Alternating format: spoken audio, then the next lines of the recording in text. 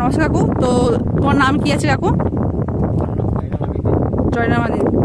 এটা কোন জায়গা পড়ছে?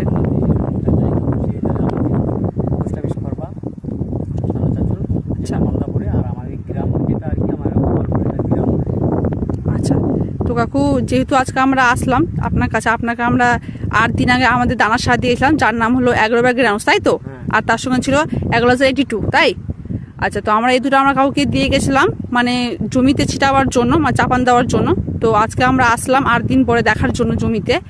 তো কাকু, তোমার আগে ফসল কেমন হতো আর এখন তুমি কি বুঝতে পারছো, এখন তোমার ফসল কেমন হচ্ছে? আমি যেটা দেখলাম আর কি, এই যে এটা আমার জমি, এই যে দেখতে পাচ্ছি। আচ্ছা। আর এটা আমার পাশের বড় ভাইয়ের জমি। আচ্ছা। তো আমি নিজের জমিটাতে আমি এটা ব্যবহার করেছি, মানে 8 দিন আগে ব্যবহার করেছি। আমি সারটা দিয়ে আর কি অনুভব পাচ্ছি যে আমার খুব ভালো রেজাল্ট হয়েছে।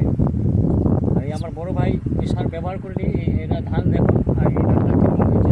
এটা আমার নিজের জমি, এটা আর কি নিজে ব্যবহার করেছি, আর কি আমার খুব ভালো লাগছে। আচ্ছা। তো কাকু যেহেতু আপনি বলছেন কি আপনি আমাদের সারটা নিয়ে খুব ভালো রেজাল্ট পেয়েছেন, তাই তো? তো কাকু পেয়েছেন, তো যেহেতু আপনি এত সুন্দর একটা রেজাল্ট পেয়েছেন, তো আপনি আপনার পার্শ্ববর্তী কৃষক আপনি কি বলতে চাইছেন? আমাকে যদি কেউ বলে যে এই ধানটা আপনার কীরকম মানে কেন এরকম ভালো হয়েছে, আমি আপনার কোম্পানির নাম বলবো। আপনার কোম্পানির নাম কী বলেন? আমাদের কোম্পানির নাম হলো স্মার্ট ভ্যালু। হ্যাঁ, আমি স্মার্ট ভ্যালু কোম্পানির আমি সার ব্যবহার করছি। আচ্ছা। তার কারণে আমার এই ধান এরকম ভালো হয়েছে। হ্যাঁ, এই সার যদি আপনারাও ব্যবহার করেন তো আশা করছি ভালো হবে। আচ্ছা।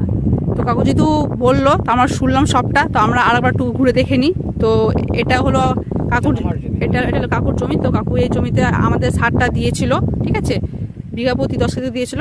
আর তার পার্শ্ববর্তী জমি, এটা হলো তার ভাইয়ের জমি। তো এখানে দেওয়ার পরে ফলন দেখো, মানে কিছু কিছু হয়নি।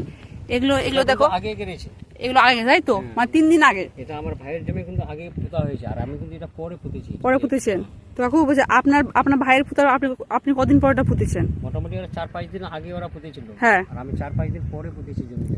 আচ্ছা। দেখুন 4-5 দিন পরে করার পরে কিন্তু গাছের গোছগুলো দেখুন কত সুন্দর সুন্দর হয়েছে, ঠিক আছে, এত সুন্দর সুন্দর গোছ। তো যেহেতু কাকু দিয়েছে, তো আপনারা নেক্সট ভিডিও দেখাবো স্প্রে করার পরে। Thank you.